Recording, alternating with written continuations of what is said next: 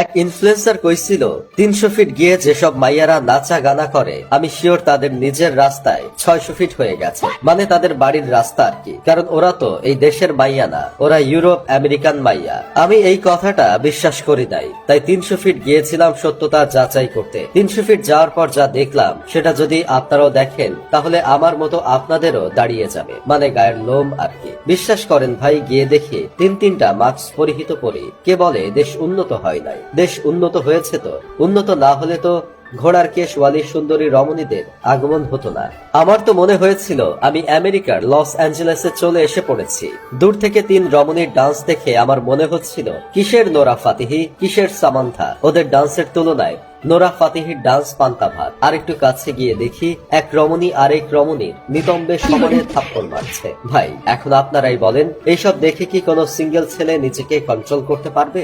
আমিও কন্ট্রোল করতে পারি নাই, তাই আমি আরেকটু কাছে গেলাম। গিয়ে দেখি একজন হাই গরমি গানের তালে তালে রাস্তায় ঘোরাঘুরি খাচ্ছে, আরেকজন রাস্তায় বসে ঠ্যাং বের করে ছবি তুলছে। নিজেকে আর কন্ট্রোল করতে পারলাম না, দৌড়ে গেলাম তাদের খুব কাছে। কাছে যাবার পর ওরা পোলাদা মাইয়া এটা নিয়ে কনফিউশনে পড়ে গেলাম। কেউ বলছে ওরা তিনটাই শরীফ থেকে শরীফা হয়েছে, মানে প্রথম, দ্বিতীয়, তৃতীয়, চতুর্থ, পঞ্চম। আবার কেউ বা বলছে ওরা বড় লোকের আল্ট্রা মডার্ন মাইয়া। তা আপনাদের কি মনে হয়, ভিন গ্রহের এলিয়েন গুলো কি পোলানা মাইয়া?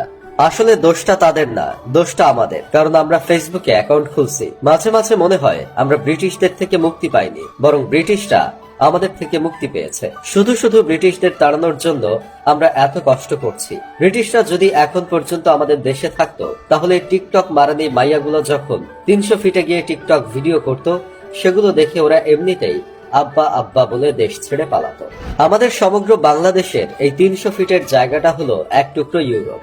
জনপ্রিয় তৈলাক্ত নায়ক রিয়াজ যদি 300 ফিট যায় তাহলে সে নিঃসন্দেহে সাংবাদিকদের বলবে দেশ ইউরোপ আমেরিকার চেয়েও এগিয়ে গেছে। 300 ফিটে গিয়ে বাঙালির লাফালাফি দেখে আমার এটাই মনে হয়েছিল, আপনি যদি ঢাকায় বসবাস করেন আর 300 ফিট গিয়ে একখানা টিকটক ভিডিও না করেন তাহলে ভাই আপনি ঢাকায় বসবাস করার অযোগ্য।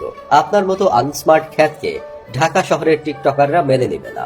শুধু তাই না, মাঝখানে এটাও শুনেছিলাম ঢাকায় বসবাস করার সত্ত্বেও যারা 300 ফিটে গিয়ে ছবি তুলে ফেসবুকে পোস্ট করবে না তাদের নাগরিকত্ব বাতিল করে তাদের কপালে কানাডার ভিসা ছুড়ে মারা হবে। তবে ভাই, জাতি হিসাবে আমরা বাঙালিরা অনেক কিউট।